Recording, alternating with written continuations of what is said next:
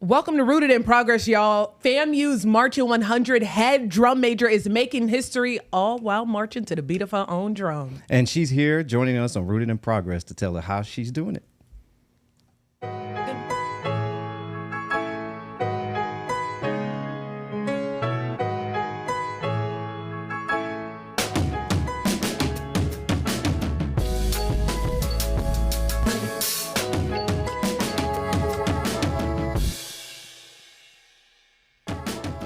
All right, good morning, y'all. Welcome into the Root. Don't try to clean up now. The show is here, Terrence. What are you doing? Welcome into Rooted in Progress, y'all. It's your favorite host, Deanne King for Terrence Middlebrooks. It's Thursday, and we're here, and you acting like we don't start at 9:30 every day. You know, it's funny because we were just talking about having a lot of Zoom calls and paying attention, people paying attention to what's in the background. And here it is. I got this paper and water bottle back Just here. terrible. Just all in the shot. You Just know, a dirty house. Good morning. How are you? I'm good. I am really excited about today's guest and today's episode. Absolutely, It's yeah. near and dear to my heart because it's close to home. It is home, at least, for me. We have the first female head drum major for the one and only Marching 100, hailing from the highest of seven hills in Tallahassee, FAMU. Y'all, show some love to Oluwamodupe Oloyede. I did it, girl. You did it. You did it. Good morning. Good morning. Yes, Thanks for having me. of Well, how did she do on the name? I would say it was nice, I Okay. can say it again to reintroduce myself. Yes. Yes. Well, greetings and most humble salutations. I am Oluwamodupe Oloyede, a graduating senior theater performance scholar from Atlanta, Georgia, and I serve as the head drum major and head of show planning for the Marching 100. Let's That's go. what I'm talking about. See, I can just tell you go to FAMU, right? Right. Hailing from Atlanta, let's just talk about you and what it was like growing up as a little girl growing up in Atlanta. Absolutely love the culture where I'm from. And to the point where when people would say, like, growing up, these limitations on women, these limitations on Black people, I'm like, I don't know what you're talking about, because where I'm from, women run everything. Black Okay. people run everything. It was a very nurturing environment to be in. Education, community, love, fellowship were all at the core for my youth up until now, because I go to FAMU. So it's been a great experience coming from Atlanta, having that sense of identity and pride. Wow, you don't hear that often. Right. You don't Like know. that is amazing to hear that from you, especially someone who's young, vibrant, just kind of like getting started and things like that. To know that that's a part of your story is, I mean, from Tallahassee. That wasn't my case. That's not what I saw, right? So it's great to hear that from you. Well, can you tell us a little bit how you got into the band and becoming a drum major? So speaking of education, elementary school, I didn't play an instrument because I wasn't asked to. I played recorder, Yes, Okay, that's- yes, that's hot cross buns. Yes, high cross buns. what you Period. know? Hot cross buns. How do you remember that? Baby, because we had a I remember we had hot a cross buns. competition, and like the more you mastered, the more little ribbons you would get at the bottom of your recorder, and I had to win that. Dupe. Period. I think for me, it was also like, I just have a natural zeal. I'm a high achiever. So I didn't even know that the recorder was teaching me how to play saxophone. So Yeah. in 5th grade, I got this letter inviting me to study at Wadsworth Magnet School. I had never heard of such a school, and we kind of thought it was like a scam because it was like, it just randomly got in our mail. Yeah. And it was just to me, and none of my siblings had ever gone. We had never heard of it. But it's a magnet school up the street from my house and up the street, basically in the community. And in order to participate, you had to pick an instrument. My brother was in band, but he's a percussionist. And when I was picking, I said, well, I want a versatile instrument, an instrument you can play in church, an instrument that you could keep for a long time, because my mom was like, once I buy this instrument, you're going to Right. play it. So I said, okay. Thought about flute or trumpet maybe, but I said, that can't be played in church, the church I go to. So I picked up the saxophone and I started playing in 6th grade. I was thinking about not playing anymore once I got to 7th grade, because I moved to Chapel Hill Middle School and I wanted to dance. I was like, okay, let's put this saxophone thing to the side and just start dancing. But my middle school band director, I think she caught wind of that and she said, I think you'd enjoy marching with the high school. And I said, well, I kind of made my mind up, but sure, I'll try it out. And from the very first second, I fell in love with the marching band. Immediately. Yeah. Like, I smelled the enthusiasm in the Southwest Acad band room, and I was hooked. I was Wow. hooked from that moment.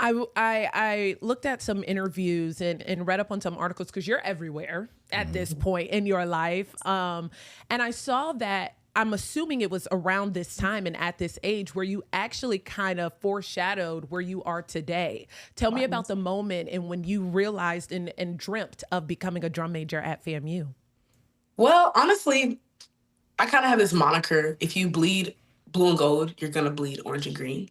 Everybody from my high school kind of went to FAMU, and the standard of excellence was like informing itself. And not just my high school, but just the Atlanta culture was really shaping 100 culture, and 100 culture shaping Atlanta culture. So I was in elementary school thinking about playing an instrument one day, but I never thought that I would get to the point where in high school, somebody said, "Oh, you're going to be a drum major." And I said, "Oh, really? Okay." And it became my mission to be a high school drum major, and then eventually to go to FAMU. And I wrote in my journal, I said, "I want to be a FAMU drum major." I didn't even remember I did that until my mom reminded me, because she's a prayer warrior. So she reminded me of my own prayers and dreams. And then when it came to fruition, of course, you go through life, you forget sometimes. And it was a great experience. It was a great experience to become this person that I am now, and to say congratulations in that seat in time. Well, being from Atlanta, you're like the mecca of HBCUs. When did you first get your taste of FAMU? I know you said a lot of your classmates and those that came before you went there. Did you ever go to attend any games? Did you see the marching band at any of the classics, or what? You know what's funny? I would say that my taste of FAMU came when FAMU actually kind of came to Atlanta. So there was a camp called Precision Camp. And the director, former director of my high school band, he made this camp, and we attended every year. Dr. Chipman came to that camp, and I was mesmerized by the standard of musicianship he was putting us high schoolers through. So there's this exercise that had a bunch of notes on it. It was very fast. And at seventh grade, I was just like, wow, I can't play this. Now we play it regularly, but I was still mesmerized by it. And he gave us pamphlets to say, okay, these are the requirements to get into FAMU. And I started just moving to that mark, pressing towards that mark. And of course, FAMU got more competitive, but I have a motto for myself: like, if I just stay on my P's and Q's, I'll make it. Like, if I keep staying above the standard, if the standard changes, I'm already above it. So it's cool. Then by the time I made it to my junior year of high school, we actually got invited to go see the Florida Classic. Oh, in Orlando. Yes. Okay. I never thought I'd be touching that field. Wow. Like, it never clicked in my mind that, okay, you want to be a FAMU drum major, this is the field that we march on every year at the end of the season. And as God would have it, that was the same Florida Classic that my friends who had just graduated were participating in. And my upperclassman to be was literally in the saxophone section at that time. So it was just perfect timing. Dupe, I've heard you talk about your faith. I heard you talk about your mama being a prayer warrior. And a lot of people don't even realize, especially if you don't believe, or even if you do, there is somebody who is always praying for you, and that person specifically has such a blessing over your life. And it sounds like God is the head of yours. So talk about your faith and the role that plays in your day-to-day. Thank you for asking. Yes, oh my girl. gosh. I believe Yeah. if it had not been for the Lord who was on my side, where would I Preach be? it. Honestly, like, all of this, there's so many scriptures, and I know a lot of people feel like it's cliche. Well, baby, I'm living the cliche then. Come on. Yeah. It's been mesmerizing seeing God turn everything around. So my mom, we're all Nigerian in my family, and coming to the country has really just been its own journey in and of itself. So I learned hard work, determination, and most importantly, I say the best gift that my mom gave me was a relationship with the Lord, like teaching me how to pray and trust God, because as a single mom, she had to trust God. And my name means, Lord, I thank you. So I think that my entire life has just been a symbol of gratitude to not just my mom and the hard work that she's given, but the community that's really supported us through the entire journey. So for me, even coming to FAMU was a testament that what God has for you will be for you. What God had for me would be for me, even when I tried to step away from it. Yeah. When I transferred in 2022, and I thought that it was kind of like not over for me, but I thought I lost it. Like I lost the juice. You know, I came from Southwest DeKalb, head drum major there, and everybody's like, "Why didn't you just go straight to FAMU?" And I'm also a stubborn person, so I was like, Okay. "Oh no, I want to do my own thing." And then when I finally decided to come to FAMU, I felt so much shame having not come straight to, and I felt behind. But that same motto of if I stay above the standard, if the standard catches up to me, I'm already like above it. Right. I think that was the internal fire within me. And I thank God for my directors who kept encouraging me, like, don't settle, don't shrink, keep fighting. It's in our band motto, attainment of leadership. That wasn't even in our high school moniker, but Mr. Seda, my high school director, he's like, you raise your hand when they ask any question. You volunteer yourself to play anything. Like the confidence that was instilled in my high school program, it just was fueled through the FAMU program. And now that I'm here, I can say that it's only by God's grace, So honestly. do you still play the saxophone, or did you put that down and just take on you still play the saxophone? Yeah, in fact, we just had a concert last night. Yeah. A drum major is definitely going to keep playing their instrument because we're supposed to be the pinnacle of leadership. So that first comes with quality musicianship. Yeah. Wow. Wow. That's Dupe, amazing. that's what I'm talking about. We Yeah. are so, before we go to break, we would like to say we are so proud of you. Yes. One, to even champion your faith at your age. That is something that is also sometimes rare to see. So we are beyond proud. We have Miss Dupe from the Marching 100, one of the, or the head drum major. We're going to take a quick break. We'll be right back.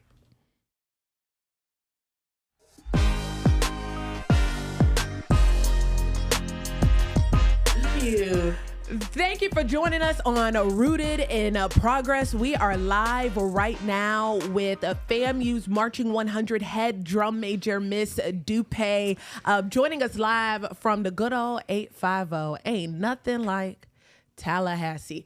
I gotta ask you, speaking of my hometown, all right, so where do you go to eat? What's Governor Square Mall looking like at this point in time? What's the move? Where people go out these days in Tallahassee? Tell me how Tallahassee is right now. Go out. Hey, I would say as a college student, I had two perspectives. Okay. So at the college student perspective, and then I have the, okay, after you graduate, this is kind of what life looks like perspective, because let's be honest, Tallahassee is mostly a college town. Correct. And because we have two really big, proud schools across the street from each other, basically, Yeah. outside of this roundabout, as we call it, it's kind of slow. So I would say that I have a note on my phone called Tally Good Eats. So some good breakfast spots. A shout out. Well, we were just talking about putting people on because it'll be busy for me. We'll shout out one place. Okay. Bada Bing. Really good eats. Bada really good Bing. eats. You heard of that? Bada No, Bing. I haven't. Is it a breakfast spot? Yeah, it's like a Okay. breakfast and lunch, and it's really, really good. Okay. And even though I put them on, you know what? They deserve good business. So you know what? Even if they get busy, they deserve it. I love So it. you're a senior. So what's next? I mean, your graduation is it this spring, like in a couple weeks, Like in or an hour or two, really. Like yeah, just across the corner. it Honestly, is. I graduate May 2nd at 9 a.m. Oh, And I wow. don't- That's like next week. Yes. Oh, wow. Wow, How are you congratulations. feeling Yeah. right now? Talk about God being good. So last semester, when I had I had all intention of graduating, I learned firsthand when something's not right, there's no peace around it. And of course, academically, it was not the issue of graduating. It was just like so many things around it, being the head drum major of the Marching 100. Then also, they had told me that one thing of my academics wasn't lining up. And I said, me? I did everything I was supposed to do. That part. So the hard decision of graduating in the spring, because I felt like, wow, pushing that back, what does that say about me? But I felt so much peace when I actually made the decision to graduate in the spring. And since then, it's been amazing. God's lined everything up, honestly. So much help has come from every corner, every side. And if I walked in the fall, then I wouldn't have had all these many opportunities that I'm very grateful for, like this interview. So even though graduation season is always stressful. I even told myself this morning as I was preparing, I said, Lord, let me not get complacent. Let me not get like entitled to think that all the publicity that's coming or all these opportunities are arduous. No, I'm grateful for them. There's not probably going to be a season where there's not going to be a season again where I'm in my FAMU high as well as, no pun intended, because there is a high school There called is FAMU High. Yeah. But I'm at the FAMU peak of my, DRS. FAMU DRS, shout out to the Baby Rattlers. I'm at the peak of my FAMU career, but I'm also starting my career and I'm grateful. So with all the stress, we're pushing through. Yes, Wow. I Yes. could only imagine. We're going to go through what you've been doing the last couple of months, but I do want to ask while we're talking about it. So what's next for you? So after you cross that stage, what's Miss Dupe doing? We got some opportunities lined up, trusting that God orders my steps and that Okay. we align with the right people. I'm very excited. Don't want to speak too soon. Okay. And That's I fine think, because you're a theater major, right? So are you trying to stay within that realm? yes, the entertainment industry, I don't even like calling it the entertainment industry because it's bigger than that. It's artistry for me. So I want to stay in the art and promote arts and education, Black people and Black women in the arts, and telling Black stories because just as Ryan Coogler did, and thank God I was able to participate in Sinners, the way he liberates people in thought with his art. That's what I would like to do. Wow. Well, you mentioned opportunity. Yeah. Let's talk about that opportunity that you had to perform live on stage at the Oscars during the Sinners performance. Yeah. It was another dream come true that I didn't know would come through band and even through Delta. I felt that was all of my experiences coming to culmination at once because there was a time where music felt like it was competing with academia and then academia was competing with theater because they're all very demanding art forms. You physically have to be there to perform the theater. You physically have to be there to march. And being pulled back and forth, I did learn how to communicate. So what I gained from the Center's experience upon being there was just seeing so many talented people. Honest. It was amazing. Misty Copeland. What? Were you nervous? No. No? I think, well, at first, when I was sitting backstage and I saw the back of Dancing Idris's head, I was like, wow, this is really happening. But I recognized I was called to do this because I do this. So let's go do it. And absolutely. to be in the moment, it was gratitude just being poured out too as well, because I saw how much it took to get me there. How people found me from my new member presentation for Delta Sigma Theta Sorority Incorporated and being the head drum major of the Marching 100. So I said, I have to represent. And I love performing. So the nerves, I let it out through the performance. So let's take a step back. You know, you guys rehearsed, of course. It's one thing rehearsing on that stage when the seats are empty. To get out there during the actual performance and seeing all of these entertainers and artists, I mean, did that strike you, or when did it strike you? How did you feel then? It struck me backstage, thank God, that it didn't happen while you was out there. Yeah. Because then it would have been real awkward, like standing girl emoji, full through.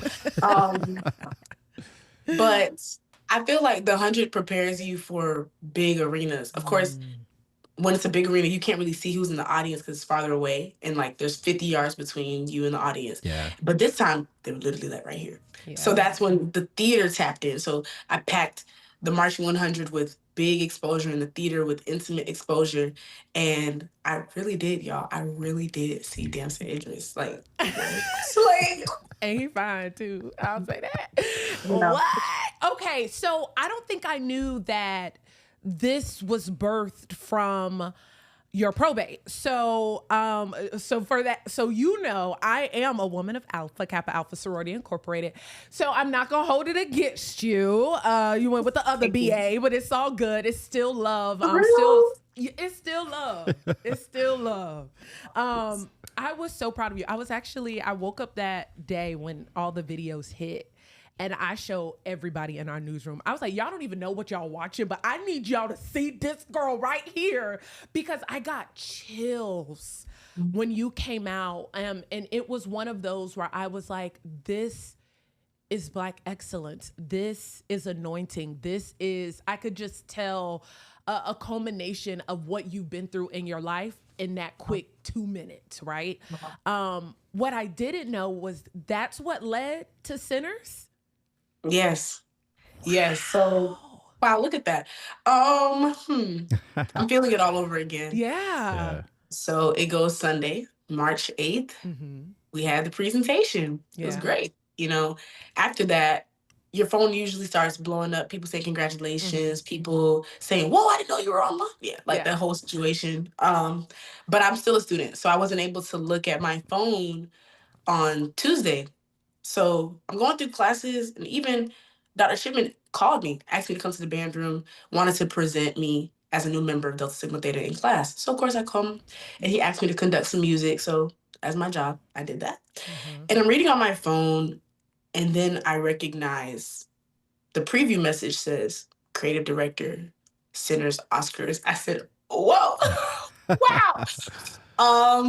Then I look at Dr. Shipman immediately. I'm like, we have things to be grateful for. But then I recognize maybe I should just pause before I tell him. He's like, yeah, you just became a member. I'm like, yeah, sure. So after we leave and I dismiss practice, I run outside. I call the number back, Yeah. and we get things in motion to secure. She asks if I'm interested. I'm like, yeah, absolutely Right. interested. Like, I'm never gonna pass that up. And I was literally ripping and running through the day. I got in my sister's car, and I was just like, she said, I don't know what it is, but yeah. And I said, yay! Went to conduct some more business, and basically my phone just kept blowing up. And I looked back and I saw that what really happened was an Alpha Chapter Delta saw my name in the email, sent my information because someone had said we need to get this girl from the new member presentation video. She saw it. She said, wow, why is this in my email? But I know this name is related to Delta. Sent my information, and that's how they were able to call me. So yeah. Wow, that's amazing. Wow, that is What a great incredible. story. Great. We are so proud of you still. We're going to take a quick break. We'll be right back.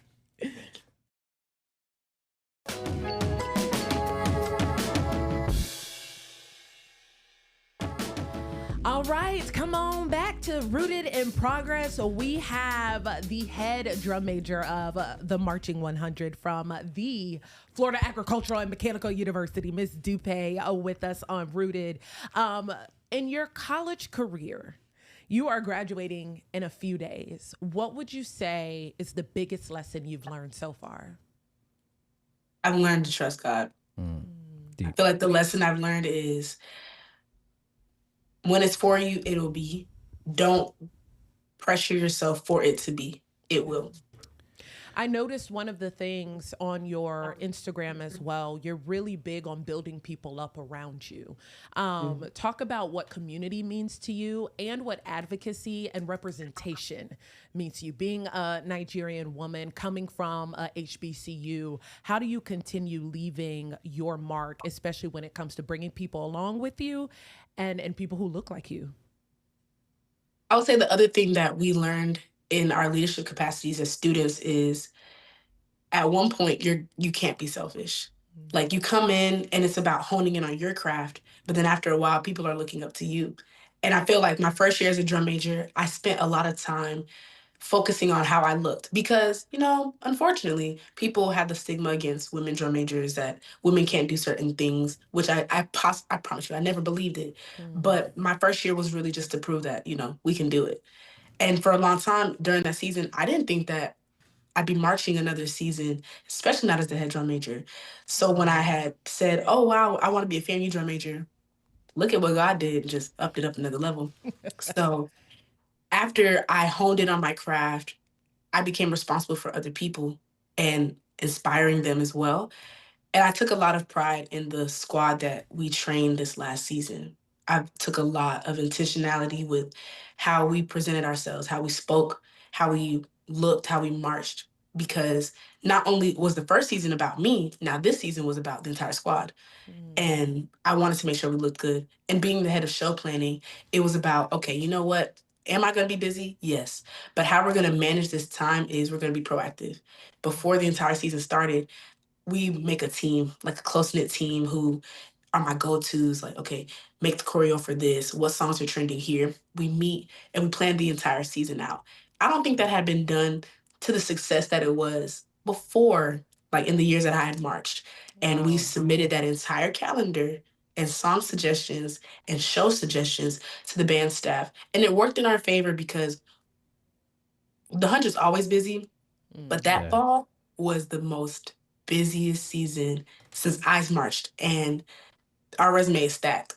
I But mean, that, yeah. I'm reading. So y'all were in the promo for Michael. yeah, That was a part of one of your things, right? And then y'all appeared on NBA on Primetime yep, doing Victory. And I'm Yeah. sure that's just the tip of the iceberg. yes. It's just the tip of the iceberg because this spring has been constant promo, but the fall was promo and a marching season and traveling. So it's like, wow. For me, building up the next season, because that's how I knew that I loved the 100. It wasn't just about me getting all this attention. No, it was about bringing publicity to the Marching 100, making sure that the drum majors who are returning are equipped. At any chance that I could give them to practice, it was going to be practicing, and also the position of being the head of show planning, building up that position so that the 100 could keep being the well-oiled machine that it is. For me, advocacy looks like honesty. You know, if I really care about this organization and I need somebody there that we can trust, we're going to advocate for them. And being truthful and saying, you don't have the opportunity to shrink. Imagine if I shrunk, then not that we would fail because it doesn't just only rely on me, but they picked me so that I couldn't shrink. Therefore, you have to bloom, and encouraging people to step up to the plate. And representation looks like being true to myself and leading in my own way. Every head drum major has their own way of leading. Every band also is different. And I think that this leadership team and this band mesh together very well. Communication styles, teaching styles, moving on the fly, because we often have to do that. We paired very well together. Well, Dupe, unfortunately, we are running out of time, and we want to thank you for your time. And it's an absolute pleasure to have you here on Rooted in Progress this morning. Thank you for having me. Yes. Absolutely. Before you go, Terrence is going to kill me. But I do want to know, Dupe, what do you want your legacy to be? I want the legacy to be a standard of excellence, and like, most importantly, that good things can happen to people that trust God. Like, God will take care of you. Dupe, the old folks have a saying that you've been here before. This child's been here before. You have the spirit and the mind that you've dropped some true wealth and knowledge on us this morning. Yeah. So God bless you. Absolutely. Like God bless you too. Oh, we are so happy that we were able to have you here on Rooted. Shout out to Holly, who is live on our Facebook, who said, "You go, girl," with a million exclamation points. So many people are cheering for you. We're rooting for you. We know this is only the beginning of your story, so we will continue watching and supporting from afar. Thanks for having me. Of course, Dupe. Go ahead, girls. You prepare for graduation. Look at that. She's about to be graduating. All right. Thank y'all for hanging with us on Rooted in Progress. We are live every Thursday from the WFLA Facebook page or the WFLA app at 9:30 in the morning. All of our episodes are then posted on all of the streaming applications. So make sure you join us on Rooted. Stay rooted, folks. Stay rooted, y'all. Have a good one.